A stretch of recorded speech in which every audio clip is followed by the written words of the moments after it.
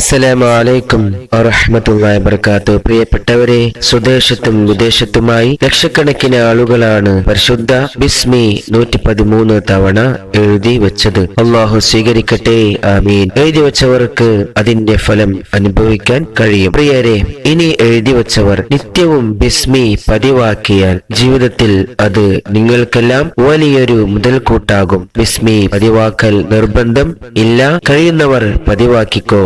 കാരണം ബിസ്മിയുടെ മഹത്വം പറഞ്ഞാൽ തീരില്ല. മഹത്വം മനസ്സിലാക്കിയവർ പതിവാക്കും, ഉറപ്പാണ്. ഹദീസിൽ കാണാം, ബിസ്മിയെ നിത്യേന ഓതുന്നവന് ദുഃഖം, വിഷമം, വിപത്ത് അവനെ ഒരിക്കലും സമീപിക്കുകയില്ല.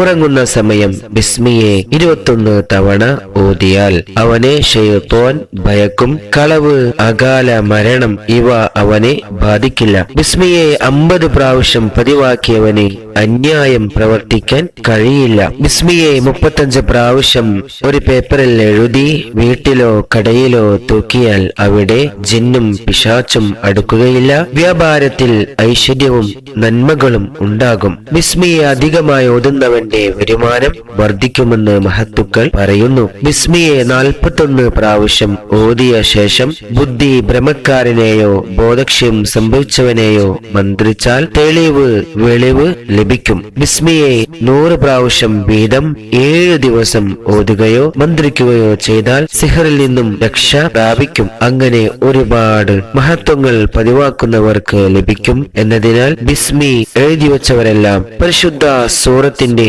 എണ്ണം അനുസരിച്ച് 113 തവണ നിത്യവും പതിവാക്കി ദുആ ചെയ്യുക. ഉറപ്പായും മാറ്റം ജീവിതത്തിൽ ഉണ്ടാക്കും, ഇൻഷാ അല്ലാഹ്. അസ്സലാമു അലൈക്കും വറഹ്മത്തുള്ളാഹി വബറകാതുഹു.